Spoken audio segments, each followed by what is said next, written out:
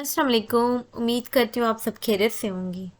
जी, तो आज की वीडियो है अबाउट स्टोरी ऑफ हज़रत ज़करिया अलैहिस्सलाम और हज़रत यहया अलैहिस्सलाम। और कुछ मौरखीन के मुताबिक हज़रत यहया अलैहिस्सलाम की शहादत पहले हुई और कुछ के मुताबिक हज़रत ज़करिया अलैहिस्सलाम की शहादत पहले हुई। तो आज हम इसके बारे में भी तफसील से ज़िक्र करेंगे। तो शुरू करते हैं। ये वो ज़माना था जब बनी इसराइल के दिल कमज़ोर पड़ चुके थे। तौरात की हिदायत सिर्फ ज़ुबानी रह गई थी। उलमा में से बहुत से दुनिया परस्त हो चुके थे। लोगों में इबादत तो थी मगर रूह वैसी ना रही थी। ऐसा ही जैसे दाऊद और सुलेमान अलैहिस्सलाम के ज़माने में हुआ करता था। बनी इसराइल की बड़ी तादाद अल्लाह के एहकाम से गाफिल थी, मगर कुछ बंदे ऐसे भी थे जो अल्लाह की हिदायत पर कायम थे। उन्हीं मुखलिस और परहेजगार लोगों में हज़रत ज़करिया अलैहिस्सलाम भी शामिल थे, जो बनी इसराइल के नबी थे। हज़रत ज़करिया अलैहिस्सलाम हज़रत हारून अलैहिस्सलाम की नस्ल से थे और उसी वजह से बनी इसराइल में इज़्ज़त व मकाम रखते थे। आप बचपन से ही अल्लाह की इबादत में मसरूफ़ रहते, लोगों को दीन सिखाते और शरीयत मूसा की तालीम देते। अल्लाह ने उन्हें हिकमत, इल्म और नबूवत अता फरमाई थी। आपकी शादी हज़रत मरियम अलैहिस्सलाम की खाला से हुई थी। इस रिश्ते से आप मरियम अलैहिस्सलाम के मुहर्रम भी थे और उनके सरपरस्त भी। हज़रत ज़करिया अलैहिस्सलाम का मामूल ये था कि वो अक्सर वक्त मस्जिद में गुजारते, इबादत करते, तौरात पढ़ाते, लोगों को अल्लाह की तरफ बुलाते। उनकी शख्सियत निहायत नरम दिल, बावक्कार, आजिज़ और साबिर थी। उनके ज़माने में बनी इसराइल की इखलाकी हालत कमज़ोर हो चुकी थी। दुनिया परस्ती बढ़ गई थी। अल्लाह के रास्ते पर चलने वाले बहुत कम थे। ऐसे माहौल में हज़रत ज़करिया अलैहिस्सलाम का किरदार एक रोशन चराग की तरह था।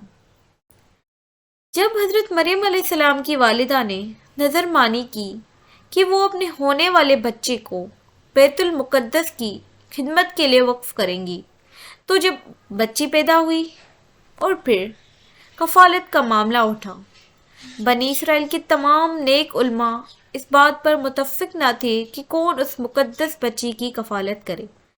बिलाखिर कुरान के मुताबिक अल्लाह के हुक्म से कुरानदारी की गई और हज़रत ज़करिया अलैहिस्सलाम को मरियम अलैहिस्सलाम की कफ़ालत अता हुई।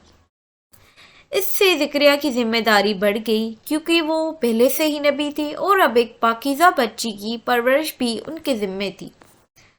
हज़रत ज़करिया अलैहिस्सलाम ने मरियम अलैहिस्सलाम के लिए बैतुल मुक़द्दस में एक अलग मेहराब बनवाया। वहीं मरियम अलैहिस्सलाम इबादत करती, अल्लाह का जिक्र करती और पाकीज़गी इख्तियार करती। एक दिन जब ज़करिया अलैहिस्सलाम मरियम अलैहिस्सलाम के पास गए तो उन्होंने बेमौसमी रिस्क देखा।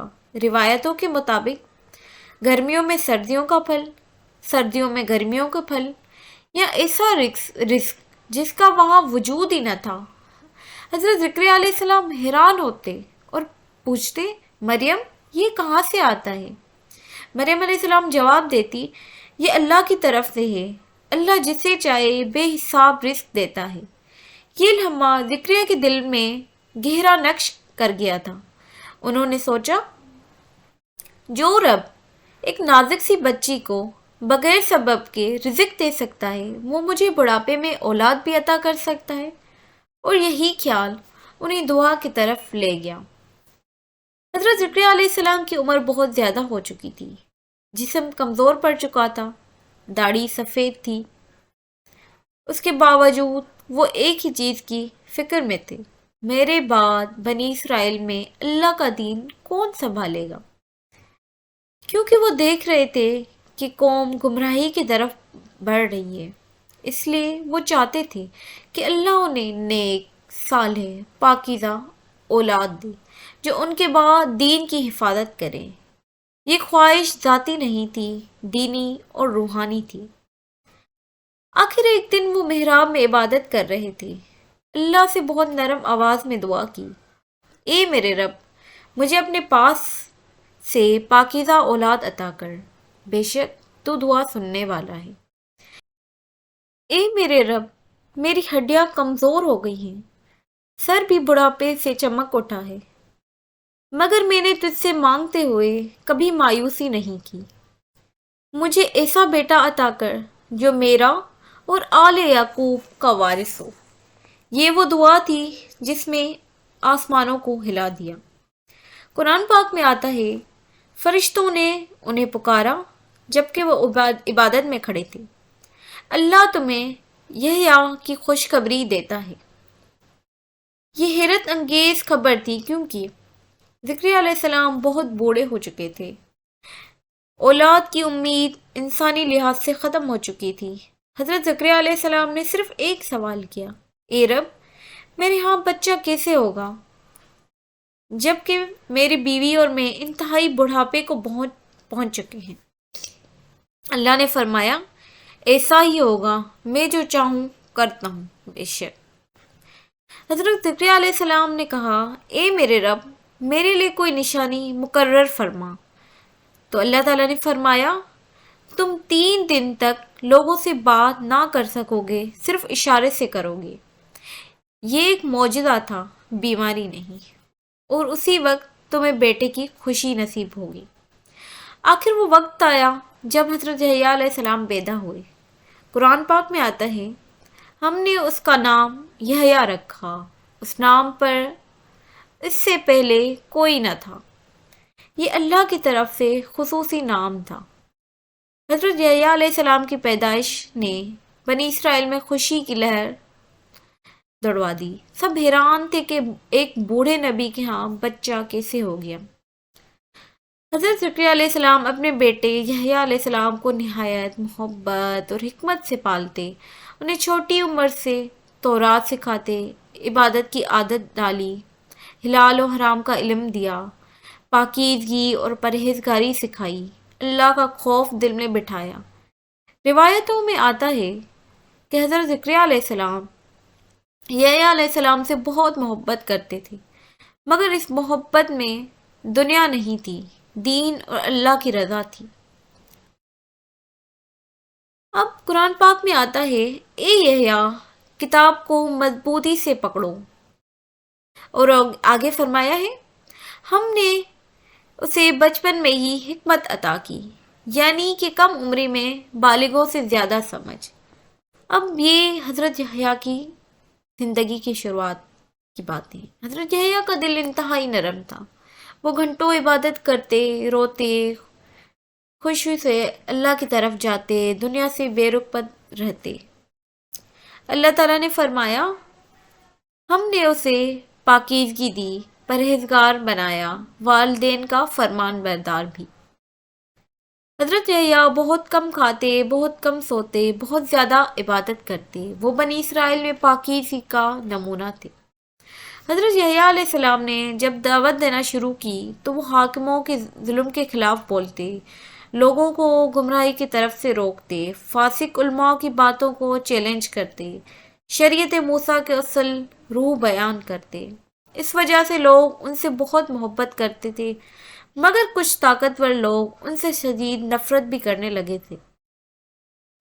بنی اسرائیل کا ایک بادشاہ ایک غلط اور ناجائز رشتہ میں مبتلا تھا۔ روایات کے مطابق وہ اپنی بھتیجی یا بھابھی کے ساتھ نکاح کرنا چاہتا تھا، یا پھر نکاح نہیں، الیگل رشتے میں تھا۔ حضرت یحییٰ نے سختی سے منع کیا، یہ نکاح یا یہ کام حرام ہے۔ اس عورت نے بادشاہ کو یحییٰ علیہ السلام کے خلاف بھڑکا دیا، یہاں سے ان کی شہادت کی بنیادیں پڑ گئیں۔ اب اس حصے کی طرف چلتے ہیں جہاں پہ بہت سارے مورخین 2 چیزیں بتاتے ہیں۔ پہلے ہم پہلی روایت سے شروع کرتے ہیں جس میں ہے کہ جو بتاتی ہے کہ حضرت زکریا علیہ السلام کی شہادت حضرت یحییٰ علیہ السلام ان کے بیٹے سے پہلے ہوئی۔ وقت گزرنے کے ساتھ بنی اسرائیل کے حکمرانوں کے بگاڑ اتنے بڑھ گئے کہ اس دور کا بادشاہ ایک انتہائی حرام ارادہ کر بیٹھا تھا۔ اب روایات میں آتا ہے کہ وہ اپنے ہی سوتیلی بیٹی یا پھر اپنی بھابھی سے لیگل ریلیشن قائم کرنا چاہتا تھا یا کر رہا تھا، یا پھر اس سے نکاح کرنا چاہتا تھا۔ یہ ڈفرینٹ جگہوں پہ ڈفرینٹ چیزیں آ رہی ہیں، کہیں پہ یہ ہے کہ وہ سوتیلی بیٹی تھی، کہیں پہ یہ تھا کہ وہ بھابھی تھی جن سے وہ نکاح کرنا چاہتا تھا، یا پھر الیگل ریلیشن شپ میں تھا۔ اب یہ شریعت میں جیسے کہ یہ سخت حرام تھا۔ جب یہ حضرت یحییٰ علیہ السلام کو یہ بات پتہ چلی تو انہوں نے اس کو حرام قرار دے دیا۔ اس کے بعد بادشاہ اور وہ بدکار عورت دونوں حضرت یحییٰ علیہ السلام کے دشمن ہو گئے اور ان کے خلاف سازشیں تیار ہونے لگیں۔ یہی وہ مقام ہے جہاں ہر بڑے مفسر نے لکھا ہے کہ یحییٰ کی بے باک سچائی نے بادشاہ کو براہ راست چیلنج کر دیا تھا، اور قوم کی دشمنی پہلے یحییٰ کے خلاف بڑھی، پھر فوراً حضرت زکریا علیہ السلام کی طرف بھی منتقل ہو گئی، کیونکہ وہ اپنے بیٹے کی حمایت کرنے والے اور شریعت کے سب سے بڑے داعی تھے۔ اب جب بادشاہ نے دیکھا کہ یحییٰ علیہ السلام تو اس کام کو حرام کہہ رہے ہیں، اب اگر زکریا علیہ السلام زندہ رہے تو وہ بھی یحییٰ علیہ السلام کا ساتھ دیں گے، تو پھر قوم کو اکٹھا کریں گے اور ظلم کو بے نقاب کر دیں گے۔ وہ دونوں باپ بیٹا شریعت کے جیسے کہ محافظ تھے تو وہ یہ ضرور کریں گے۔ پھر بادشاہ نے ایک ساتھ دونوں کو ختم کرنے کا منصوبہ بنایا۔ سب سے پہلے وہ زکریا علیہ السلام کے پیچھے پڑے۔ جیسے ہی حضرت زکریا علیہ السلام کو معلوم ہوا کہ سپاہی انہیں پکڑنے آ رہے ہیں، وہ اپنی عبادت گاہ چھوڑ کر جنگل کی طرف نکل گئے۔ وہ اللہ سے دعا کرتے، مدد مانگتے اور بچنے کی کوشش کرتے ہوئے ایک جنگل میں پہنچے۔ یہیں وہ مشہور معجزہ پیش آیا۔ ایک درخت اللہ کے حکم سے پھٹ گیا، حضرت زکریا علیہ السلام اس کے اندر داخل ہو گئے اور درخت دوبارہ بند ہو گیا تاکہ دشمن انہیں نہ دیکھ سکے۔ لیکن بدقسمتی سے حضرت زکریا علیہ السلام کے کپڑے کا ایک ٹکڑا درخت کے کنارے سے باہر رہ گیا۔ دشمنوں نے اسے دیکھ لیا اور فوراً سمجھ گئے کہ نبی زکریا علیہ السلام اسی درخت کے اندر ہیں۔ بادشاہ کے سپاہیوں نے حکم دیا کہ اس درخت کو درمیان سے چیر دو۔ انہوں نے کلہاڑیاں اٹھائیں اور پوری قوت سے درخت کو کاٹنا شروع کر دیا۔ جیسے جیسے لکڑی چیرتے گئے ویسے ویسے اس کے اندر موجود حضرت زکریا علیہ السلام کا جسم بھی چیرتا گیا۔ نعوذ باللہ، استغفر اللہ۔ یوں اللہ کے سب سے پرہیزگار نبی کی شہادت ہوئی۔ اب جب حضرت زکریا علیہ السلام شہید کر دیے گئے تو حضرت یحییٰ بالکل تنہا رہ گئے تھے۔ اب بادشاہ کو کوئی روکنے والا نہیں تھا۔ وہی بدکار عورت بادشاہ سے کہنے لگی کہ اگر تم واقعی مجھے چاہتے ہو تو یحییٰ علیہ السلام کا سر میرے خدمت میں پیش کرو۔ یوں انہوں نے ایک دعوت کے بہانے حضرت یحییٰ علیہ السلام کو بلایا، ان پر حملہ کیا اور بے دردی سے شہید کر دیا، اور ان کا سر ایک تشت میں رکھ کر بادشاہ کے سامنے پیش کیا گیا، اور یوں حضرت یحییٰ علیہ السلام کی وفات ہوئی۔ اب یہی چیز ہے کہ دونوں جو تھے ان کو نبیوں کو قتل کیا گیا تھا، بٹ کچھ روایات میں یہ چیز آتی ہے کہ حضرت یحییٰ علیہ السلام کو پہلے شہید کیا گیا، اس کے بعد حضرت زکریا علیہ السلام کو، اور کچھ روایات میں یہ آتا ہے کہ حضرت زکریا علیہ السلام کو جو ہے بعد میں شہید کیا گیا، پہلے حضرت یحییٰ علیہ السلام کو۔ تو یہ ابھی بھی ایک وہ چیز ہے کہ پہلے کن کی شہادت ہوئی، بٹ قرآن پاک میں یہ آتا ہے کہ انہوں نے انبیاءوں کو قتل کیا، مطلب وہ پیغمبر دونوں نے شہادت پائی۔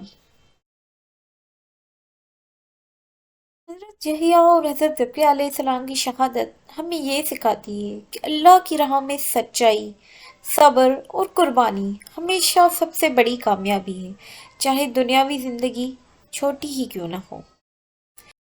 اس کہانی سے ہمیں یہ سبق ملتا ہے کہ حق پر قائم رہنا لازمی ہے۔ ایمان اور عمل کی قدر عمر یا طاقت سے زیادہ ہے۔ والدین کا کردار رہنمائی کا ہے، پر اصل محافظ تو اللہ تعالیٰ ہی ہے۔ صبر اور رضا کے بغیر قربانی مکمل نہیں۔ ظلم اور ایسی طاقتور چیزوں کے سامنے نیکی کا راستہ کبھی نہ چھوڑیں۔ امید کرتی ہوں آپ کو ویڈیو اچھی لگی ہوگی۔ Thank you for watching. جزاک اللہ۔